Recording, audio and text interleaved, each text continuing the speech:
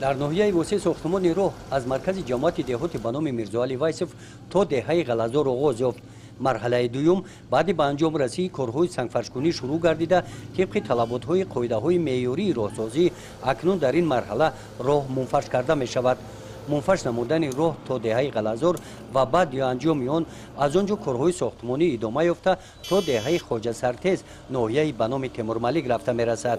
بنیاد این راه 3 سال پیش سر شد. من اول سپاسگزاری خود را به سرور دولت محترم فیض جمهوری اسلامی بیان میکنم که در همه کارهایی که ما را دستگیری میکند و با ما امکان میدهد که ما راه بسازیم و کتاب نویسیم، چی عملهایی که از دست ما میاد کنیم. بعد سپاسگزاری خود را با وزیر محترم نقلیات جمهوری اسلامی و دیگر کارمندانی که در این کار مهمی راهسازی دولتی سهم میگذارند عرض سپاس میکنیم. البته سهمگذاری مردم دهات نغز است. مردم دهاتی چی هم از آن جمله در کشای خواجه سرتیز مردم دهات. در کارهای ساختمانی راهی مذکور متخصصان و تکنیک‌های ساحوی و کار سفربر گردیدند. ساکنان دهه شخصان سخاوتمند اهمیت ساختمان راه را در سمت رشد محلهشان و بازسنجی شدن سطح زندگی مردم دههشان درک نموده و این حشر همراه شدند. با مردم ما به سبکی ما که در زمستان عموما رفتن نمیشید.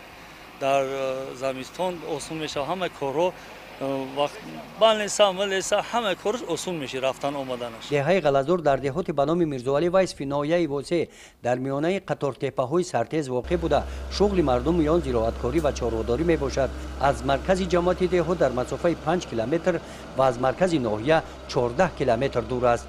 این راه را اگر که راه کوبان روسیه است خطا نمیکنیم. کوبان و قزاقستان منبع غله همین منطقه سیر پیشینه بود و امروز هم یکی از منطقه‌های تامین غله هستند. برای همین منطقه غلازور هم برای مردم تهدشت که ما تهدشت گفته منطقه کدوچی انا وسه همین منطقه پایانو در نظر میگیرم. در اینجا اکثریت مردم زمین‌های للمی دارند، در اینجا خوجگی‌های دهقانی دارند و زندگی آنها را سبب زندگی تامین زندگی اینها زمین‌های للمی همینجا میشد.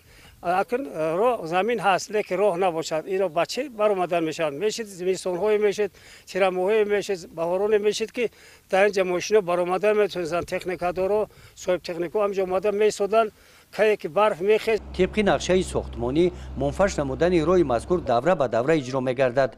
در نوبت اول منفرش نمودن مسافه 3 کیلومتر راه روزهای نزدیک به انجام میرسد. حشرچیان کوشش دارند که تا جشن 30مین سالگرد روز قبول کنستیتوسیون جمهوری تاجیکستان منفرش نمودن راه را به انجام میرسانند. گزارش خواجه نظریف خدای نظر ظهورف از ناحیه وسیع برای برنامه اطلاعاتی نوید